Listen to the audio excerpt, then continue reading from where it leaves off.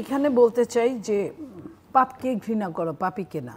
তো বলতে চাই তারা অন্যায় যতটুকু করেছেন তাদেরকে শাস্তির আওতায় আনা হোক, কিন্তু এই যে এই ধরনের কেউ যদি ব্যক্তিগত ভাবকর্ম করার জন্য চিন্তা প্রকাশ করতে পারতো না এবং এই পয়সাগুলো খরচ করতে পারতো না, এই জিনিসগুলো সরকার নিজে ইচ্ছা করে করেছে। এবং আপনি যে দেখেন রাষ্ট্রপতির এই অপরাধের জন্য রাষ্ট্রপতিকে যদি তার ছবি নামায় ফেললে তাকে শাস্তির আওতায় আনেন, এটা আপনার লিগালি না, লিগালি আনুক 1000 বার আনুক, সমস্যা নাই, এটা আনেন। তাহলে যত ব্যবসায়ীরা আছে বাংলাদেশের, আওয়ামী লীগের উপর হাজার হাজার কোটি টাকা ব্যবসা করে বাংলাদেশে দুর্দান্ত প্রতাপে আছে, যত রাজনীতিক এই যে ইউনিয়ন পরিষদ, জেলা পরিষদ, থানা পরিষদ, উপজেলা পরিষদ, এগুলার যে নেতারা আছে, দিব্যি আছে, বরং বিভিন্ন দলে গিয়া ঠাঁই নিচ্ছে, নেওয়ার চেষ্টা করছে, বিভিন্ন মানুষকে টাকা দিয়ে হাত করছে। এই জিনিসগুলো তো যেইখানেই টাকা দিয়ে হাত হচ্ছে সেইখানেই অন্যায় অপকর্ম বেড়ে যাচ্ছে। এই অন্যায় অপকর্মের আওতায় আনতে পারতো, আইনের অনুশাসন চালু করতে পারতো। সরকার কিছুই করে নাই, শুধু মবকে ঠাঁই দিয়েছে। যে যার মতো মব জাস্টিস করছে, যে যার মতো, সেখানে সরকারের কিংস পার্টি বলেন আর সময় মতো আওয়ামী লীগ অন্য খানের বর্ণচোরা হয়েই বলেন, কিংবা আপনি বিএনপি বা যেটাই বলেন, যদি সুযোগ যেখানে যে পাচ্ছে সেখানে কাজে লাগাতে পারতো না, যদি আইনের অনুশাসনটা কায়েম থাকতো। সরকার তো এইদিকে একদমই আপনার মিনিমাম আপনার কোনো টলারেন্স নাই তার। যেখানে বদিউল আলম মজুমদার বলছে যে সরকার না চাইলে সুষ্ঠু নির্বাচন অসম্ভব, সরকার চাইলে সম্ভব, না চাইলে অসম্ভব। আমি যদি বলি সরকার যদি ধরেন আপনার চায়, তাহলে সরকার কেন এখনো আইনের শৃঙ্খলার লাগামটা টেনে ধরছে না? সরকার কেন পুলিশকে আপনার ট্রমাটাইজ থেকে উদ্ধার করছে না? সরকার কেন আপনার মবের যারা হোতা তাদেরকে আপনার শাস্তির আওতায় নিয়ে আসছে না? তো এই জায়গাগুলো থেকে আমার একটা ভয় হয় বলতে পারেন, যে নির্বাচন যে সরকার বলছে, সরকার কি সত্যিকার অর্থে নির্বাচন চায়? তাহলে তো আমি প্রথম দিন থেকে এখন যতটা রুটম্যাপ হলো গিয়ে আপনার 5 মিনিটের বয়ান, কিংবা একটা কবে কোন তারিখ একটা এরকম বয়ানগুলা, কিন্তু যে কাজগুলা মেইন সেটা হলো নির্বাচন কমিশনের হাতে। নির্বাচন কমিশন নিজে ছাড়া আর কিছুই নাই। সেই ম্যান পাওয়ার আসে প্রশাসন থেকে, প্রশাসনের এইখানে শৃঙ্খলাবোধ, প্রশাসন এইখানে আওয়ামী লীগের। তারপরে আপনার পুলিশ 70-80% পুলিশ এখনও আওয়ামী লীগের কিংবা ট্রমাটাইজ। তারা যে মেরেছে এবং নিজেরা মরেছে, এই দুয়ের মধ্যে যে তাদের ট্রমাটাইজ হয়েছে, আপনার তাদের অস্ত্র খোয়া গেছে, সেই অস্ত্রগুলা কোথায়? যখন একজন কর্মচারী যে অস্ত্র নিয়ে থাকে, সে যখন জানে যে এই অস্ত্রগুলা বাইরের প্রাইভেটের হাতে চলে গেছে, তার কিন্তু এখন কিন্তু মনে করে যে আমার অস্ত্রগুলো লুকিয়ে আছে, যে অস্ত্র আমার দিকেই হয়তো তাক করা আছে, আমি জানি না। তখন তো সে ক্ষমতার খেইটা হারিয়ে ফেলে। তো সেই খেই হারিয়ে ফেলার জন্য সরকার কি এইখানে কি কোনো পদক্ষেপ নিয়েছে? নেয় নাই। তো সরকার তাহলে কি চায় আমরা জানি না। সরকার না নিজেকে কিউর করেছে, না সরকারের সঙ্গে সংশ্লিষ্টদের কিউর করেছে, কাউকে সে করে নাই। তাহলে ফেব্রুয়ারির নির্বাচনের ভবিষ্যৎ কি? আমি এইভাবে তো নির্বাচন এইভাবে এই আইন শৃঙ্খলা, এই প্রশাসন, এই আপনার বলে যে নির্বাচন কমিশনের অন্যান্য হ্যান্ডস, এগুলো সবই তো আওয়ামী লীগের প্রেতাত্মারা বসে আছে। এইখান থেকে রিসাবলিং একদম সকাল থেকে সন্ধ্যা পর্যন্ত, রাত পর্যন্ত, গভীর রাতে কারো ছবি না নামায় গভীর রাত পর্যন্ত এই কাজগুলো করতে হবে সরকারের, যদি সে সত্যিকার অর্থে নির্বাচনটা দিতে চায় এবং যদি মনে করে লেভেল প্লেয়িং ফিল্ড হবে, এখানে আমার ভোটটা আমি দিব, যাকে খুশি তাকে দিব, এটা থাকবে এখানে, এবং রোড ম্যাপের সাথে, নির্বাচনের সাথে, মানুষের ভোটের উৎসাহ উদ্দীপনার সাথে যাতে সংযোগ থাকে, সেই চেষ্টা করার জন্য সরকারকে দিনরাত পরিশ্রম করে এই কাজগুলো করতে হবে। তাও করতে পারবে কিনা সন্দেহ, কারণ পুলিশ যদি আপনার ট্রমাটাইজ না হয়, তাহলে পুলিশের সামনে মার্ডার হচ্ছে।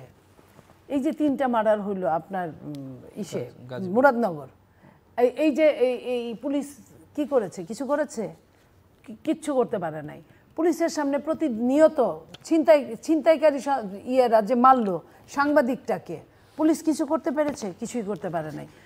প্রতিনিয়ত ঢাকা বিশ্ববিদ্যালয় থেকে মায়ের শুরু হয়েছিল মার্ডার। এই আপনার সারা রাত খাওয়ায় মারলো ছেলেটাকে এবং একজন প্রতিবন্ধীকে। সেই বিচার থেকে শুরু করে এই পর্যন্ত যতগুলো মব জাস্টিস হয়েছে, একটার বিচার কি এই সরকার করতে পারছে? না, তার পুলিশ বাহিনী করতে পারছে। তো যে পুলিশ বাহিনী দুই একটা সময় রিস্ক নেয়, ধানমন্ডিতে রিস্ক নিয়েছে, অ্যারেস্ট করেছে, তারপরে তারা জোর করে কেড়ে পুলিশের কাছ থেকে আসামি ছুটিয়ে নিয়ে আসছে। তারপরে আপনার মনে করেন যে চট্টগ্রামের পটিয়ায় সেইখানে পুলিশ নিরপেক্ষ ওইখানে দৃষ্টিতে কাজ করাতে কি হয়েছে, পুলিশ ক্লোজ হতে বাধ্য হয়েছে। তো এইসব দেখার পরে তো পুলিশ আরও কোনো কাজ করবে না। তাহলে সরকার কোথায় এদের সাহস দিবে? কারণ এদের ছাড়া বিকল্প কোনো পন্থা নাই। পুলিশ ছাড়া আপনার এই নির্বাচন তুলে দিবে কে? আনসার ছাড়া নির্বাচন তুলে দিবে কে? সৈনিক বাহিনী বিগত দিনে স্টিল দাঁড়িয়ে থাকতো জিল্লুর ভাই, কোনো নড়াচড়া করতো না। এখনও যদি তারা স্টিল দাঁড়িয়ে থাকে, যেমন এখন আপনার ডেভিড হান চলতেছে, কিন্তু আর্মিরা কয়জনকে অ্যারেস্ট করছে, কয়জনকে ওইভাবে যে চাঁদাবাজি বন্ধ করছে, মব বন্ধ করছে, কি করছে? কিছুই করে নাই। ঠিক এই অবস্থায় যদি নির্বাচনের দিন থাকে তাহলে কি হবে? ওইখানে মাইট ইজ রাইটটাই ফলপ্রসূ হবে। তা আমরা তো মাইট ইজ রাইট দেখতে চাই না বলেই তো একটা সরকার চলে যেতে বাধ্য হলো, পালিয়ে যেতে বাধ্য হলো। তা আবারও যদি একই জিনিস আসে, তাহলে আমরা এই দেশের গণতন্ত্র কবে ফিরবে? গণতন্ত্র কবে আপনার মুখ তুলে তাকাবে? আপনার একসঙ্গে 4টা দল সব মিলে কাজ করলো, এখন এক দল আরেক দলকে সহ্য করতে পারে না। এক দল আরেক দলের যে কথা কখনোই বলা হয় নাই, এই যে পিয়ার পদ্ধতি, এটা তো ওই সংস্কারের মধ্যে পিয়ার পদ্ধতির অস্তিত্বই ছিল না। এখন একটা পিয়ার পদ্ধতি নিয়ে নির্বাচনটা বানচাল করার চরমভাবে চেষ্টা করা হচ্ছে। তো এই জায়গাগুলো সরকারের তো এখানে সে আছে। সরকার তো বলতে পারে তুমি এইটুকু পর্যন্ত যাইতে পারো, এইটুকু পর্যন্ত যাইতে পারো না। স্বাধীনতা মানেই তো এই না যে যা ইচ্ছা তাই করা। সরকার তো যা ইচ্ছা তাই করার জন্য দিছে, মব দিয়ে মানুষের মার্ডার করার জন্য দিছে, মার্ডারের পরে কোনো বিচার না হওয়ার জন্য দিছে। আজকে সরকার যে অবস্থাটা এইখানে হচ্ছে, সেই অবস্থা যদি সরকার এখন পর্যন্ত না লাগাম টানতে পারে, তাহলে আমি কি করে আশা করি যে একটা সুন্দর নির্বাচন হবে? আমি তো এটা মনে করতে পারি। রাশেদ, আমি একই সময় দুটো হ্যাঁ, এনসিপিটা বলেন আপনি, কিন্তু নির্বাচন ফেব্রুয়ারিতে দেখেন কি এবং কি ধরনের নির্বাচন আসলে? জি, নির্বাচন করার জন্য এনসিপি নিয়ে বলছিলেন আপনি। নির্বাচন করার জন্য তো আসলে নির্বাচনের পরিবেশ দরকার, তবে সরকার মনে হয় এখনো পর্যন্ত সেই দিকে মনোযোগ দেয়নি। বিশেষ করে নির্বাচনে যারা গুরুত্বপূর্ণ ভূমিকা রাখবে, সেনাবাহিনী, পুলিশ নির্বাচনে ভালো ভূমিকা রাখবে, আনসার রাখবে, বিজিবি রাখবে, মানুষ এইটা এই মুহূর্তে প্রত্যাশা করছে না। কারণ পুলিশের যে মোরাল গ্রাউন্ড সেটা কিন্তু ভেঙে পড়েছে। পুলিশ আসলে নৈতিকভাবে দুর্বল এবং পুলিশের এই দুর্বলতা কবে তারা আসলে কাটিয়ে উঠতে পারবে আমরা কেউ জানি না। সেনাবাহিনীর উপর অনেকটা আসলে এই মুহূর্তে, সেনাবাহিনীর যে স্ট্রেংথ, সেনাবাহিনী দিকে তো আপনি ওইভাবে নির্বাচনকে করাতে পারবেন ভোর করে পুলিশ ছাড়া? অবশ্যই আমাদের পুলিশ লাগবে, কিন্তু পুলিশকে তো আপনার সংস্কার করতে হবে। 1 বছরে সরকার আসলে দৃশ্যমান কোনো সংস্কার করেছে? তারা শুধুমাত্র আমাদেরকে বিচার এবং সংস্কারের গল্প শোনাচ্ছে। দেখেন, এই সরকারের যারা উপদেষ্টা, তারা কিন্তু অনেক মিষ্টি কথা বলতে পারে। আমি কিছুদিন আগে একটা বাক্য শুনছিলাম যে আমাদের দেশে যারা বুদ্ধিজীবী, তারা সত্য এবং মিথ্যা এই দুইটার সংমিশ্রণে এমন ন্যারেটিভ তৈরি করে, শুনলে মনে হয় যে তিনি ফেরেশতা। অর্থাৎ যেখানে সত্যের সাথে মিথ্যার দরকার, যেখানে মিথ্যার সাথে সত্যের দরকার, এইভাবে মিশ্রণ করে তারা আসলে বাক্য তৈরি করে, ন্যারেটিভ তৈরি করে।